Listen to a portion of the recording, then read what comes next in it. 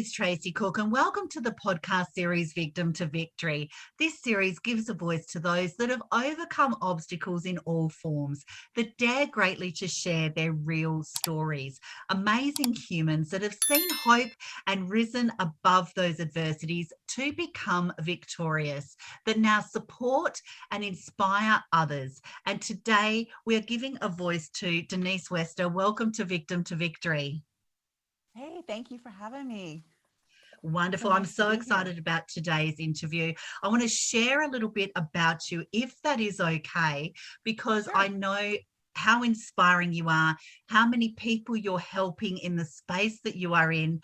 You are the author of Busting Through Methods to Take Action, Get Unstuck, and Find Your Personal Power. You have inspired so many people, and I know that your messages of inspiration and how to overcome is very important to you. So, who is Denise and where does your story start? Well, I was raised in a restrictive religion and just never felt right, never felt like I belonged, felt judged, and just didn't feel like I was ever, it was not, never felt right or good fit. And it was always a struggle for me to be part of. And as an adult, I got married and we left that religion. And then we found ourselves divorced, bankrupt, and then I became a welfare mother with 4 children. I found myself 1 year moving around 12 times, just lost, making so many bad decisions and just going from place to place to place and chasing a bad marriage. I finally ended up back in my hometown, settled in, and getting a good job. And then I got into a severe car accident, which I took me several years of rehabilitation and so much pain, so much doctors and pain clinics and medication till I found some answers to getting myself on track with that. And then I found myself in so many, with the economies and recessions and COVID, multiple job pivots. And so I just sat down and it's like, I've got methods that have seen me through all this and to be courageous and to take action. And I just decided to write them all down and put them in my book, Busting Through. And it's a journaling workbook because I wanted the book to be about you, my reader, taking action on what you want for your life, what your vision is, what your passion is, what the stories that are holding the reader back. And I've put this together to really help and them discover themselves and to take action for what they're wanting. Because that's what a lot of people do. They stay stuck in their story, don't they, Denise, of why they can't do things. And like you said, you can have all of those obstacles that you've been through. Mm-hmm. And like you said, you moved 12 times in 1 year with your children. And that alone is a testimony to your dedication of trying to find a better path. But I think sometimes we walk in our stories so much that we actually start to live it and we don't know what to change. We're lost. We want to change, but we don't know where to start. So I'm guessing this is where your book of, especially a journaling book, that talk us through the process of a journaling book as well. Well, I call it a journaling guidebook because each chapter has a little bit of my story and how I came up with this method that is that chapter and why. And then I put together at the very end of each chapter is some journaling prompts and some exercises and some thought provoking questions to get you thinking about a different way of thinking through your problems, your challenges, your stories, or whatever's holding you back.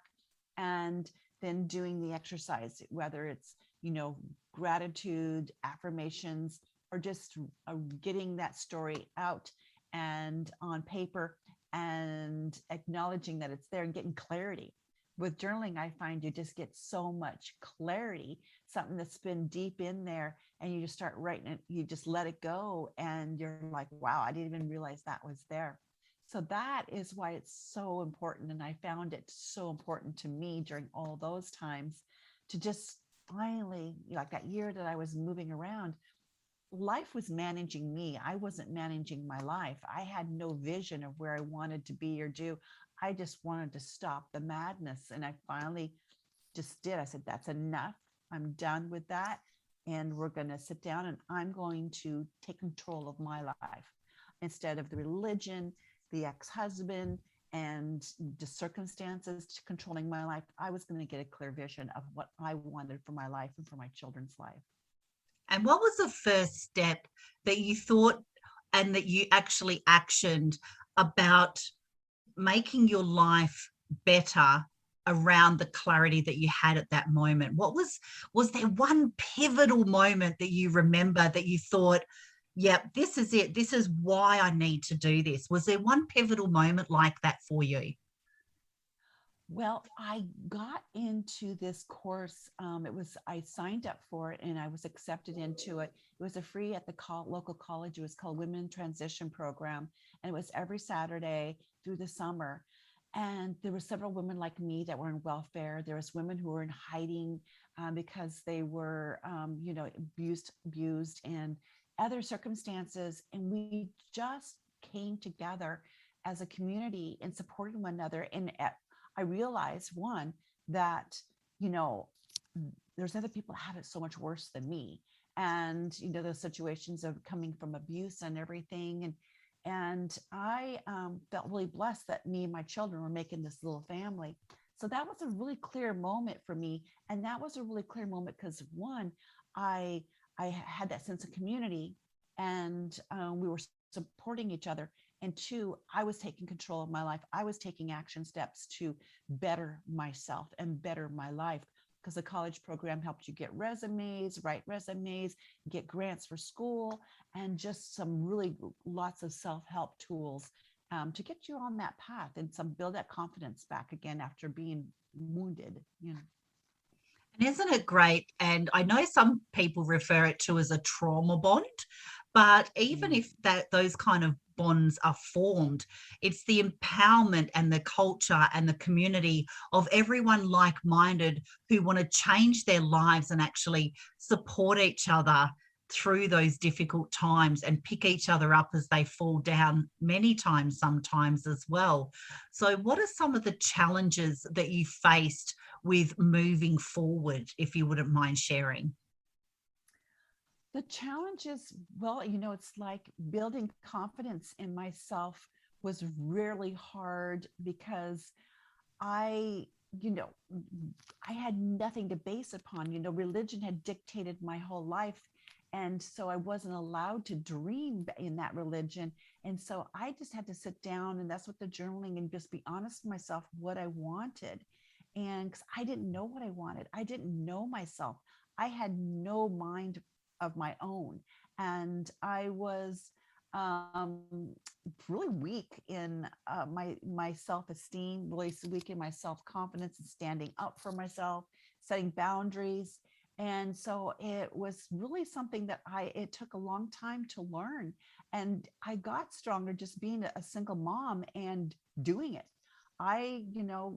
We survived on very little money. We did good. We got close and we built a bond with me and my children. And that just started exercising that muscle and getting myself confidence and just realizing what Denise wanted. And my priority was just making a better life for my children and me. And now that you're taking those steps that helped you and you've formatted that, and now those steps are now helping other women and families as well. So talk us about the process that led up to that. Well, I wanted to write my book. Started writing a wine blog with my friend about 9 years ago.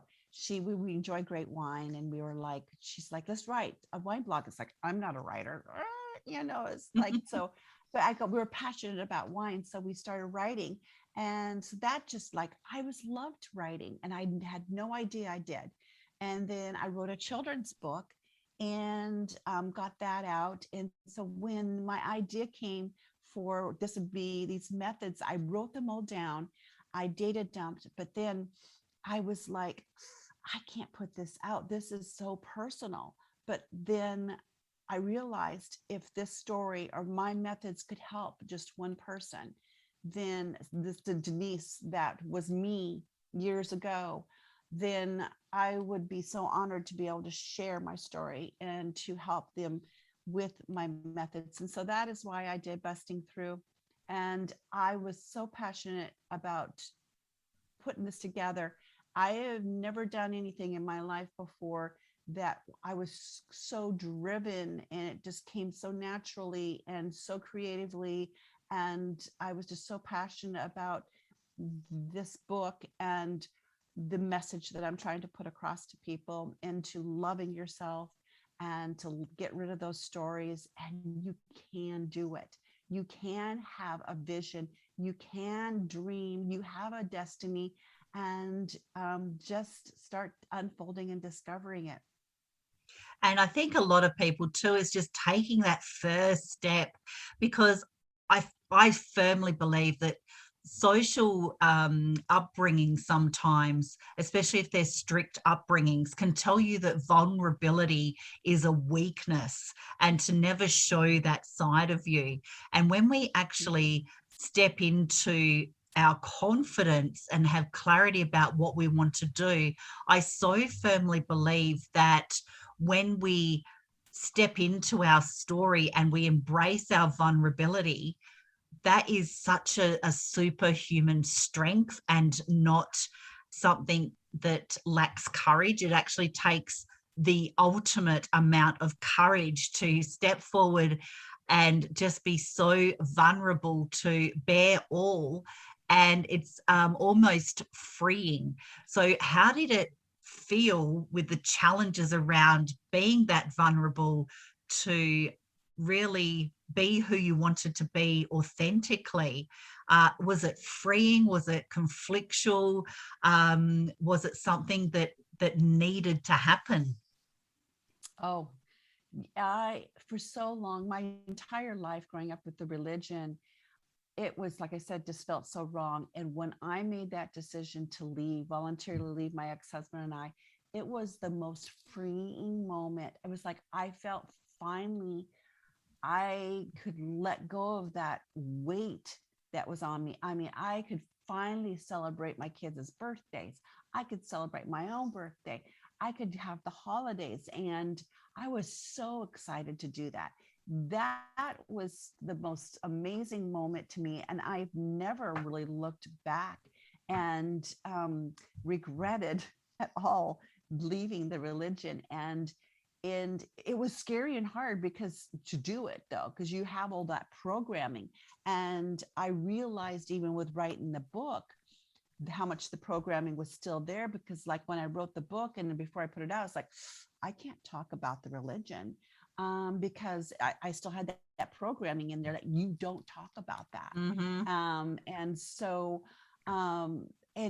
that could be with anything a person has in their past that they feel like, you don't talk about this, and it's freeing to finally talk about. And there's other people that need to hear that story. So there's other things in our life, and there's that you're holding back and you're holding in, that you need to let go, and you need to, and it's really hard, that first step. But after you, that's the hard part, is that first step in talking to it to somebody, acknowledging it. And that's why I journaled it out. You write it out and you can get a little more comfortable with the story. And then you're like, okay, yes, this is what I need to do. That is some great tips there as well. And what would you say would be your top two recommendations to somebody who is back where you used to be? What advice or top two tips would you kind of give that person? What would you speak into them when they're just starting to make those changes to their lives? Oh, listen to that little inner voice, because you have such loud voices with society and your mind chipping in saying, oh, you can't do that. Listen to that really little voice that wants to do something, and you're squishing it down because you're like overthinking it or saying you can't. You can do it. whatever your heart's desire is, let it free and start taking the steps, and start letting it loose and exploring it and talking about it. Maybe talk to a friend about it, journal about it, and start giving it life, start giving it legs, so that will empower you to start living your authentic self, what you're passionate about, and let it go. I really, really feel strongly about that. For so many years, I kept everything inside of me and myself and who I was. And so letting yourself be who you really know you are inside is very, very powerful. So that's one thing. And then the second thing is to just keep taking those steps and getting accountability with a friend and loving yourself and giving. I think the most powerful thing that you can do is to get out of your head about yourself, is to be of service. So think of a way that you can be present with other people in your life, that with their needs, and helping others around you. And that way you're kind of not stuck into your own issues, your own problems, what's going on with you. It gives you sheds a whole new light if you are present for others and kind of be a service to others. I think that is fantastic advice, Denise. You've dropped a lot of enlightening golden nuggets there, and especially getting out of our own head is Yeah. more necessary than ever. And thank you very much for sharing your story and being brave to share those vulnerable moments and wearing your story like a superhero cape. And we'll be sharing where to connect with you. You are so appreciated. You're a world changer. You're a leader. You're an inspirer, and you are helping so many people in this space. And you can find the Victim to Victory podcast series on YouTube, Spotify, Apple, and our Facebook group. So please subscribe, share, and comment to help be the change that the world needs.